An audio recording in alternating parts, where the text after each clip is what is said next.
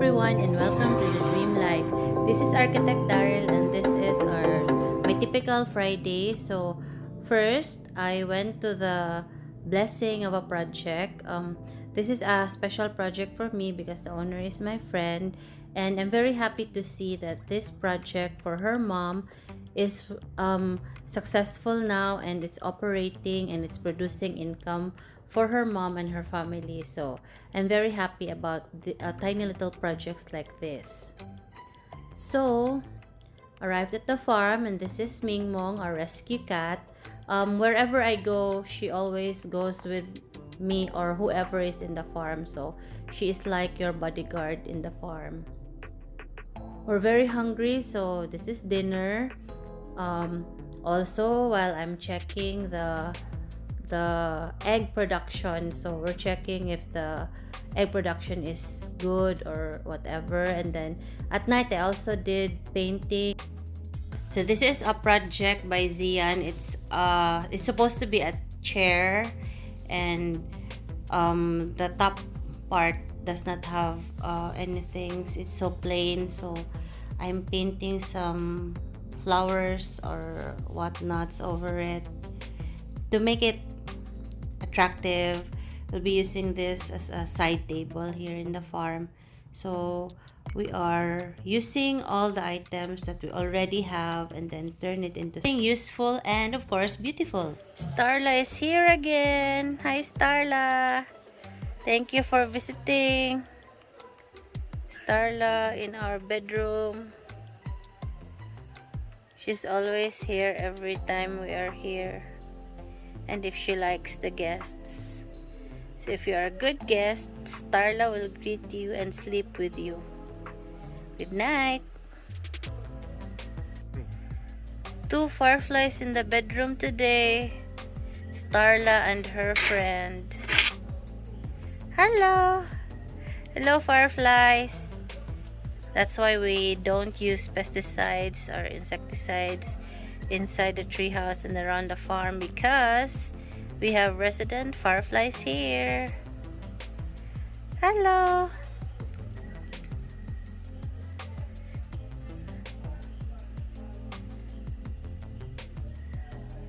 We're trying to give them a safe haven here in the farm because fireflies are very rare these days, and having them here in the farm is an indication that the environment here in the farm is still very good. Thank you for the visit, Starla and friend.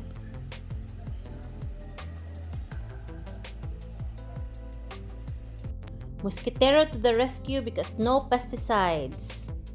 Wow, today we are harvesting magic berries and we have so many. 1, 2, 3, 4, 5, 6. 6 from just one plant. And you know, it's more than enough for me. But I mean, we just put cow manure 2 weeks ago, and this baby is already very loaded. See, more magic berries here. Wow, little TLC really does the work, and that's just like a once a month thing. Let's check out the other plants too. I'm very happy. This is the first time that I harvested this much magic berries. So this is our new entrance going up there. The hugot lines are here.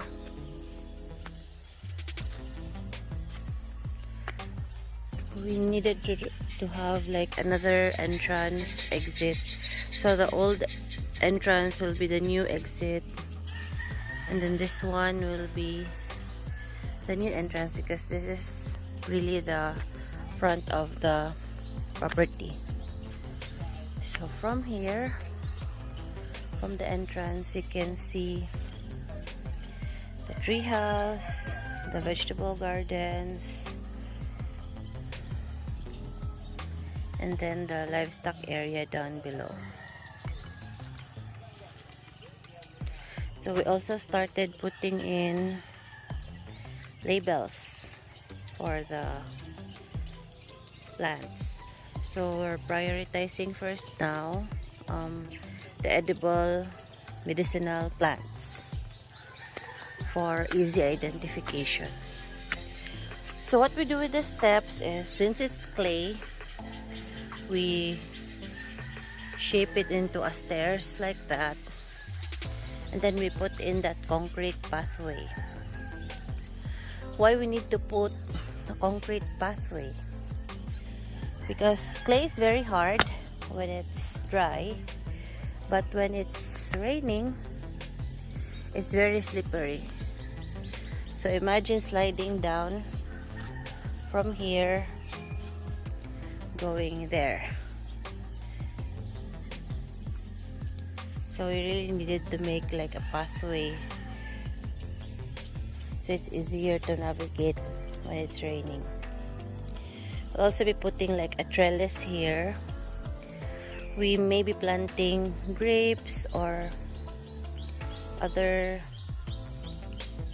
climbing plants, but priority in the planting here is really edible plants, because we want to be as sustainable as possible here for our food, and the only way to do that is to plant more edibles.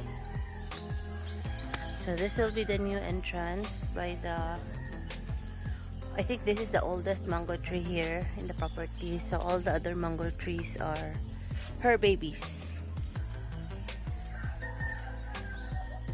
So really our focus here is planting edibles, medicinals, and native trees for biodiversity, and to also propagate more native trees. So the view from the entrance is this one. We will need to develop the entrance first before we transfer it. So it's going to be the new entrance. The water area will be like the receiving hall, and then from here they can go down and follow the concrete path, as in from the road to the tree house. You will not get lost because we have the concrete path as markers.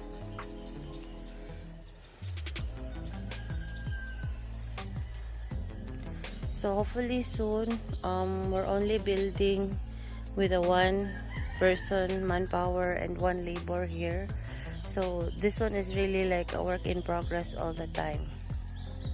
But you know, as in all farms, we don't want our farm to be manicured and structured, and because this is our permaculture farm and this is our outlet for all the work that we do. So as an architect, I don't want the garden to be a concrete jungle, so we're only using materials that are local to the site, and we use what we have as much as possible. We don't buy or do synthetic ones. If you have a material on site, then that's what we use to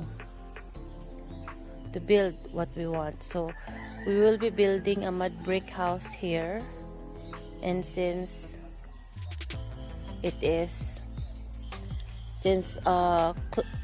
clay is very much abundant here, the whole property is maybe 70% composed of clay. Only the areas that we have gardened and then we have healed the soil are the ones with loam soil.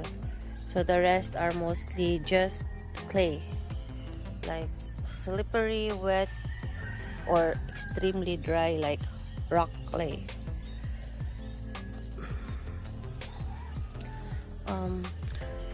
The property is 1.8 hectares on the original area going down to the waterfalls, and then the property beside us here in front was sold to us, and we will slowly develop it there, but for now the development will focus on here. Why don't we hire a gardener? Because this is our outlet farm and we want to be the one hands-on to plant whatever here is in the farm. So if you come and visit the farm, it's really a real weekend farm for us. It's not something that's built and manufactured by somebody else, because even the artworks here and everything is done by us. So by us and the kids. So these are really hands-on development for us. It's not something that we want to be done by somebody else, because this is our hobby farm, and what you see here is done by us exclusively. So if you come and visit, please do not expect a 5-star hotel, because this one is a working farm. Even our gardens are a working garden. It's not something that is landscape just to please the visitors. It's something that we are building up to sustain us, and also to sustain, or at least share to the guests that come here. So that's a tree house there. Soon we'll be building like individual smaller huts for visitors that are only 1 or 2, or at least I can have my tree house back, because right now we're opening this for booking. So we're not here all the time, so might as well do something about it. We're able to share it, and then it also generates a small income, at least not really to sustain the farm for now, but at least it has some income. And whatever income we get there, we also finance the development here, like the pathways, the electricals, the solar lights. So the goal here is to not just be sustainable in food, but also for the farm to be sustainable enough that it can sustain itself to pay for the improvements and the salaries.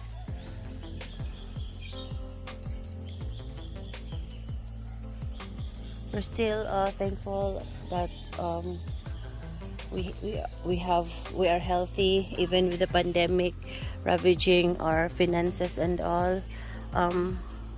We're still okay, and we're still lucky.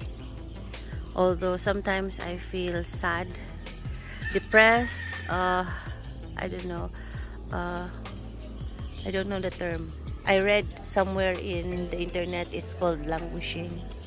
That feeling of helplessness and borderline depression, that the world may never be able to go back to its former self, and along with it is us.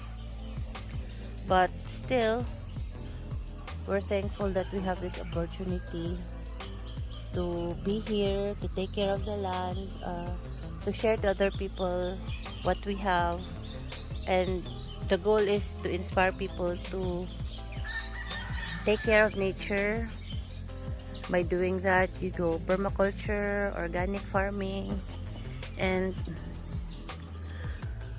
in the concrete jungle that I work in, this farm is really like a welcome respite, because even if we are very stressed, there's something to look forward for in the weekend. And this is like always the light at the end of the tunnel, even on a very stressful week. And you know, growing something by hand on your own is really life-changing, and it really changes you, that you know where your food comes from, the food that you eat is healthy. So, and to see that even if we don't have like synthetic fertilizers put in here, the plants are still thriving. You know, these magic berries, We just placed manure a few weeks ago, not even a month ago. But see, they already gave me their thank you gift today. And there are more to come. So next week when I come back, I know that there will be something for me too, because I did something for my plants today. Today maybe we will be clearing the veggie plots, because as you can see, it's already growing very wild, and although it looks like that, this is filled with plants. So the first layer is basil, and then we have peppermint in the middle and some oregano on the last line. And if we look at it, it may be like small or insignificant to look at, but for a family to sustain from these plots going down is really more than enough. You see, we were able to do our own tea, we're able to augment it in our food and share to the guests. And this is just my garden. We're also developing our vegetable garden there, but that's done by Roel and Tope. This one is the front garden by me, and I'm only here weekends or one day a week. So even with that, the plants are thriving without me. You have some blue turnip here. The beans are ready to harvest. Last week I harvested like one bowl, and then today it's also ready for harvest. And the white flower, interestingly, it's very interesting that the white flower ternate also has a white caterpillar that looks like it. That's very pretty. I know it's itchy, but look how pretty it is. And we only find this caterpillar, this white one, in the ternate that is also white. The blue ternate does not have a caterpillar like this. And look, if it's not itchy, it's so very beautiful. You'd love to touch it, but of course you cannot touch it because it's very itchy. But see, nature really is the best in camouflage and partnership, and because the white ternate also has a white caterpillar. And it's interesting because the black jade vine has a black flower and has a black caterpillar, and we don't kill them because we want them to turn into beautiful butterflies. So I love waking up early in the morning when I'm here in the farm. Look around, check what we can do, and then just enjoy the sunshine slowly creeping from the horizon. Now I'm looking at the plants because I want to check the best location for the bamboo pavilions. They're planning by the cliff overlooking the river, but I'm also looking at some areas where we can put like a family villa or a family hut.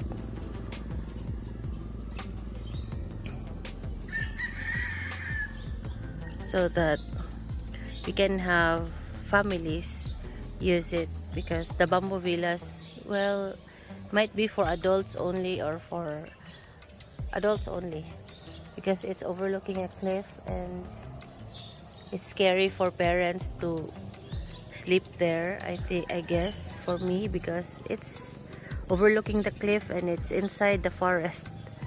So you know, we are creatures of comfort, and we try to find the best location, and one location for adventures might not be the same with everyone. So here I am trying to find the best location with only one manpower. I don't know if we can do it, so Let's just hope for the best. This weekend we'll do the board games corner and the art corner so that we can organize the materials in one place.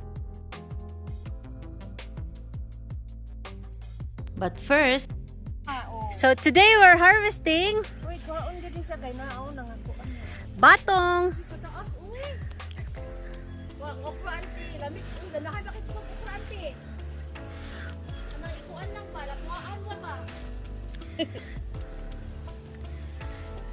Diba?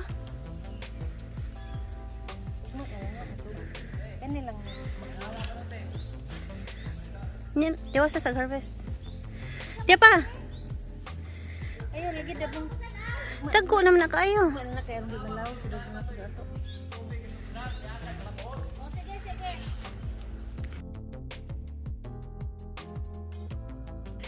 Ha!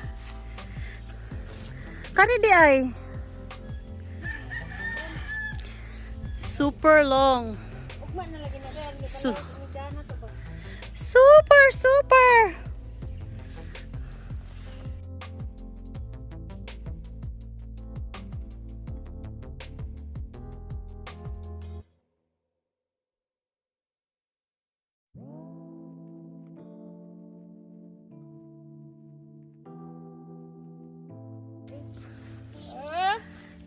Kaya kain bato. Nga ka saga. Dapan tiyo, dagko. Julito, salamat sa pagbaylo og batong sa tanan akong manok 1,000 ka buok.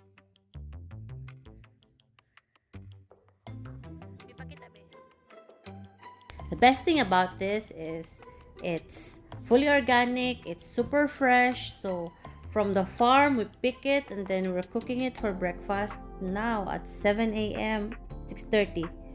So yeah, it's one of the perks of being in the farm, but of course before you can harvest you need to plant something, and by planting something, just like for example one line of these beans, and we have so much beans now. So but it takes time to plant and to take care of it. So if you want to harvest, you have to put in the work. Sometimes I wish I'm a cat. So here in this corner is our games area. So all the board games, all the card games, everything about games will be placed in this corner so that it's easier to organize and it's clean and it's beautiful. For the shelves, we're just using the good old bukawe here in the farm and making it into triangular shelves. So let's see what will be the outcome of this one. But the cats are just lounging here. So this is done, our games corner done by Roel. So see, it's pretty, it's beautiful, and it's organized. So that's the main goal here. On the other side will be our arts corner. So all the painting stuff, the art materials, anything about art will be placed in this corner. So we want all our items to be organized and to have everything in its place and a place for everything, so that even if we're not here or other people are using the tree house, they'll know where to go and where to get the items that they need and where to put it back. So it's done. This one is the tree house from the rainwater catchment. So since we opened the farm, we have guests here staying, and it's sad and it's happy because of course it's happy because we're able to share it, and then at least the farm has income to at least finance the developments that we're also doing and the maintenance, and being able to share it with other people means that there might be other people who will also get inspired to do the same. So to take care of nature, to do permaculture, to just enjoy being in the farm. So we hope that more people will be inspired by this. For now, we only have roadside parking, but that's okay. One step at a time. So thank you for watching this vlog this week, and please subscribe to our Hacienda Gracia Dream Life channel. Thank you for watching.